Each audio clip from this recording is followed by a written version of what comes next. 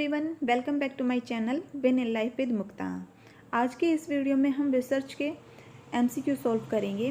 तो चलिए शुरू करते हैं। क्वेश्चन नंबर 1 है, विचलनशीलता वह सीमा है जिसमें प्राप्तांक अपने मध्यमान के ऊपर और नीचे की ओर वितरित या विचलित रहते हैं। यह परिभाषा दी गई है, किसके द्वारा दी गई है? लिंडक्यूस्ट के द्वारा यह परिभाषा दी गई है। क्वेश्चन नंबर 2 है, विचलनशीलता की मापों की सहायता से एक समूह की ज्ञात की जाती है। क्या ज्ञात की जाती है? सजातीयता या विजातीयता? तो इसमें ए और बी दोनों आएंगे। हम सजातीयता भी उसकी ज्ञात कर सकते हैं किसी भी समूह की, और विजातीयता भी। नेक्स्ट है, सजातीय वितरण में प्राप्तांक मध्यमान के निकट पाए जाते हैं, जबकि विषम जातीय वितरण में प्राप्तांक मध्यमान से पाए जाते हैं। समान दूरी पर दूर दूर, निकट, उपरोक्त में से कोई नहीं। इसमें पाए जाते हैं दूर दूर। नेक्स्ट है, प्रसार का तात्पर्य है। तो प्रसार का क्या तात्पर्य है? क्या सूत्र होता है प्रसार निकालने का? उच्चतम प्राप्तांक माइनस न्यूनतम प्राप्तांक किसका जो होता है वह सूत्र होता है। इसी के द्वारा हम क्या ज्ञात करते हैं? रेंज ज्ञात करते हैं, जो हमारे पास डाटा होता है उसकी। नेक्स्ट है, मध्यमान विचलन मध्यमान से भिन्न भिन्न प्राप्तांकों के विचलनों को मध्यमान है, जबकि धन तथा ऋण चिन्हों को ध्यान न दिया गया हो। तो यह परिभाषा किसके द्वारा दी गई है? यह दी गई है गिलफोर्ड के द्वारा। नेक्स्ट है, मध्यमान विचलन का प्रयोग किया जाता है जबकि यानी मध्यमान विचलनों का प्रयोग कब किया जाता है? जब प्रमाणिक विचलन की गणना संभव न हो, जब मध्यमान के दोनों ओर के प्राप्तांकों का विचलन ज्ञात करना हो, जब अंक वितरण के प्रत्येक प्राप्तांक को उसके आकार के अनुसार हमें महत्व देना हो, या उपरोक्त सभी। तो जब भी ये सारी विशेषताएं होंगी तभी हम क्या ज्ञात कर सकते हैं? हम मध्यमान विचलन ज्ञात कर सकते हैं या इसका प्रयोग कर सकते हैं। नेक्स्ट है, मध्यमान विचलन का सूत्र है। कौन से मध्यमान विचलन के इसमें सूत्र हैं? तो इसमें जो बी है और सी है दोनों ही क्या हैं? मध्यमान विचलन के सूत्र हैं। तो हमारा आएगा इसमें राइट डी। नेक्स्ट है, चतुर्थांश विचलन प्रथम और तृतीय चतुर्थांश के अंत का आधा होता है। यह परिभाषा दी गई है, किसके द्वारा दी गई है? तो यह परिभाषा केंडॉल के द्वारा दी गई है। नेक्स्ट है, किसी आवृत्ति वितरण में 75वें प्रतिशांक तथा 25वें प्रतिशांक के बीच की आधी दूरी होती है। यह परिभाषा किसके द्वारा दी गई है? यह परिभाषा दी गई है गैरेट के द्वारा। नेक्स्ट है, चतुर्थांश विचलन का प्रयोग किया जाता है जबकि प्रतिदर्श छोटा हो, अंक वितरण सामान्य तथा पूर्ण हो, एसडी या प्रमाप विचलन की गणना संभव ना हो, या फिर उपरोक्त सभी। तो जब ये तीनों ही विशेषताएं होंगी हमारे पास जो डाटा है उसमें, तभी हम क्या ज्ञात कर सकते हैं? चतुर्थांश विचलन, यानी कि उपरोक्त सभी आएगा इसमें। नेक्स्ट है, चतुर्थांश विचलन का सूत्र है। तो चतुर्थांश विचलन का जो सूत्र है वह है Q3 माइनस Q1/2। नेक्स्ट है, अव्यवस्थित प्राप्तांकों से चतुर्थांश विचलन की गणना का सूत्र है। तो कौन सा सूत्र है? n+1/4 टर्म, यानी कि ए इसका राइट आंसर है। नेक्स्ट क्वेश्चन है, Q1 अर्थात प्रथम चतुर्थांश ज्ञात करने का सूत्र है। तो प्रथम चतुर्थांश ज्ञात करने का जो सूत्र है वह है B, L+n/4 minus CFB bracket upon F into CI। तो इसका जो राइट आंसर है वह है B। विचलनशीलता की माप है। किसको बोला जाता है? विचलनशीलता की माप प्रमाप विचलन होता है। नेक्स्ट परिभाषा किसके द्वारा दी गई है? दिए हुए प्राप्तांकों के मध्यमान से प्राप्तांकों के विचलन के वर्गों के मध्यमान का वर्गमूल द्वारा प्राप्त मान ही प्रमाणिक विचलन है। यह किसके द्वारा कहा गया है? यह कहा गया है जेम्स ट्रेवर के द्वारा। प्रमाणिक विचलन का गुण होता है। कौन कौन सी विशेषताएं होती हैं प्रमाणिक विचलन में? प्रमाणिक विचलन सामान्य संभावना वक्र का मुख्य आधार है। अंक वितरण के प्रत्येक अंक से प्रमाणिक विचलन प्रभावित होता है। सी, यह विचलनशीलता का सबसे विश्वसनीय माप है। उपरोक्त सभी, तो इसके जो राइट आंसर है वह है उपरोक्त सभी। ये सारी ही विशेषताएं होती हैं प्रमाणिक विचलन में। नेक्स्ट है, प्रमाणिक विचलन का उपयोग किया जाता है जबकि सर्वाधिक शुद्ध एवं विश्वसनीय विचलन माप ज्ञात की आवश्यकता हो, 2 अंक वितरण का तुलनात्मक अध्ययन करना हो, जब मध्यमान की गणना करनी हो। यानी कि उपरोक्त सभी, ये सभी चीज़ें जब हमें ज्ञात करनी होंगी तब हम प्रमाणिक विचलन यानी कि स्टैंडर्ड डेविएशन का यूज़ कर सकते हैं। नेक्स्ट क्वेश्चन है, प्रमाप विचलन का सूत्र है। तो ये सभी जो हैं वह क्या हैं, प्रमाप विचलन के सूत्र हैं। नेक्स्ट है, विचलन गुणांक प्रमाणिक विचलन और संबंधित मध्यमान का अनुपात है। बहुधा इस अनुपात को 100 से गुणा कर दिया जाता है। यह विचलन गुणांक की परिभाषा है किसके द्वारा दी गई है?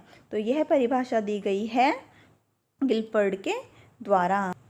नेक्स्ट क्वेश्चन है, उस मान को क्या कहते हैं जो समान व्यवस्थित प्राप्तांकों को 100 अंशों में विभक्त करता है? तो उसको कहा जाता है शतांशीय मान, यानी कि सी सही है इसका।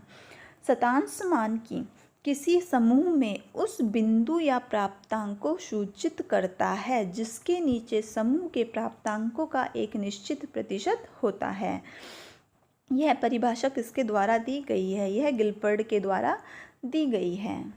नेक्स्ट क्वेश्चन है, अव्यवस्थित प्राप्तांकों के लिए शतांशीय मान का सूत्र है। जो शतांशीय मान का सूत्र है वह कौन सा है?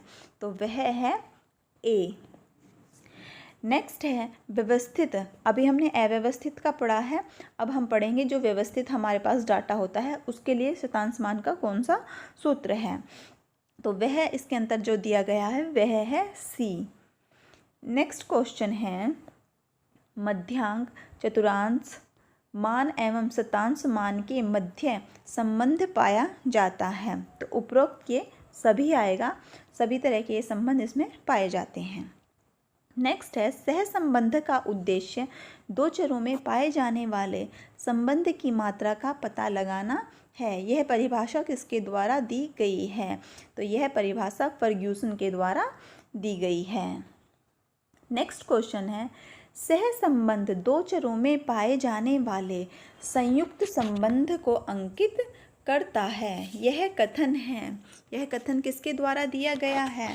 तो यह कथन लेथराय के द्वारा दिया गया है। नेक्स्ट क्वेश्चन है, सहसंबंध मूल रूप से 2 चरों के संबंध का मान है। यह किसने कहा है? यह कहा है डाउनी और हीथ ने। नेक्स्ट क्वेश्चन है, सहसंबंध कितने प्रकार का होता है? तो सहसंबंध धनात्मक और ऋणात्मक 2 प्रकार का होता है। मात्रात्मक सहसंबंध के प्रकार होते हैं। मात्रात्मक सहसंबंध के 3 प्रकार होते हैं। नेक्स्ट क्वेश्चन है, वक्रात्मक सहसंबंध की गणना की विधि है। कौन सी विधि है? तो उपरोक्त में से सभी आएंगी। द्विपंक्तिक सहसंबंध भी हो सकती है, काई गुणांक के द्वारा भी की जा सकती है, चतुष्कोणिक सहसंबंध के द्वारा भी की जा सकती है। तो उपरोक्त सभी। नेक्स्ट क्वेश्चन है, सहसंबंध गुणांक 2 चरों में पाए जाने वाला ऐसा अनुपात है जिससे यह ज्ञात होता है कि एक चर में होने वाला परिवर्तन दूसरे चर पर किस प्रकार प्रभाव डालता है। किस मात्रा में प्रभाव डालता है, किस प्रकार से प्रभाव डालता है, अथवा किस मात्रा में उसका अनुसरण करता है। तो ये जो परिभाषा दी गई है यह गैरेट के द्वारा दी गई है। नेक्स्ट क्वेश्चन है, सहसंबंध गुणांक का मान होता है। तो सहसंबंध गुणांक का जो मान होता है वह -1 से लेकर +1 तक हो सकता है। नेक्स्ट क्वेश्चन है, सहसंबंध गुणांक की गणना के कोटि अंतर विधि के प्रतिपादक हैं। कौन है इसके प्रतिपादक? तो इसके प्रतिपादक जो हैं वह हैं स्पीयरमैन। नेक्स्ट है, सहसंबंध गुणांक की गणना के कोटि अंतर विधि के प्रतिपादक हैं। तो वह है स्पीयरमैन। कोटि अंतर विधि की गणना का सूत्र है कौन सा है? बी। नेक्स्ट है, सहसंबंध गुणांक की गणना के प्रोडक्ट मोमेंट विधि के प्रतिपादक हैं कार्ल पियर्सन। नेक्स्ट क्वेश्चन है, शोध कार्य हेतु सहसंबंध गुणांक की सबसे उपयोगी विधि है, कौन सी है? वह है प्रोडक्ट मोमेंट विधि। नेक्स्ट है, यह सूत्र है MP minus MQ upon sigma T into PQ upon Y। तो यह सूत्र किसका है? यह सूत्र है द्विपंक्तिक सहसंबंध का। नेक्स्ट है, यह सूत्र BC minus AD upon A plus B bracket A plus D bracket A plus C और B plus D under root. तो यह सूत्र जो है यह किसके द्वारा किसका है? तो यह है फाई गुणांक सहसंबंध का। इस सूत्र के द्वारा फाई गुणांक को रिलेशन ज्ञात किया जाता है। नेक्स्ट है, फाई गुणांक के मान की सार्थकता की जांच किसकी सहायता से की जाती है? तो वह की जाती है काई स्क्वायर के द्वारा। चतुष्कोटिक सहसंबंध की गणना का सूत्र है, तो वह है B। नेक्स्ट है, सामान्य संभावना वक्र का समीकरण है, कौन सा समीकरण है? तो वह है C। नेक्स्ट आता है, सामान्य संभावना वक्र को कहा जाता है, तो उसको दोनों कहा जाते हैं, गॉसियन वक्र भी कहा जाता है और घंटाकार वक्र भी कहा जाता है। इसका C राइट है। नेक्स्ट है, सामान्य संभावना वक्र में पाए जाते हैं, तो क्या क्या पाया जाता है उसमें? माध्य इक्वल टू मध्यांक इक्वल टू बहुलक, यानी कि ये जो तीनों होते हैं हमारे ये बराबर उसमें होते हैं। नेक्स्ट है, सामान्य संभावना वक्र में विषमता गुणांक होता है, कितना होता है? तो वह 0 होता है। नेक्स्ट है, सामान्य संभावना वक्र में कुकुगता या वक्रता गुणांक पाया जाता है, तो वह पाया जाता है 0.263। इसका राइट है A। तो इस तरह से ये हमारे रिसर्च के 50 क्वेश्चन थे जो फटाफट हमने किए हैं। आई होप ये आपके लिए हेल्पफुल रहेंगे। अगर आप वीडियो आपको पसंद आया हो तो प्लीज़ मेरी वीडियो को लाइक कीजिए, चैनल को सब्सक्राइब कीजिए और रिसर्च के आगे भी हम MCQ ऐसे ही सॉल्व करते रहेंगे। वीडियो देखने के लिए थैंक यू सो मच।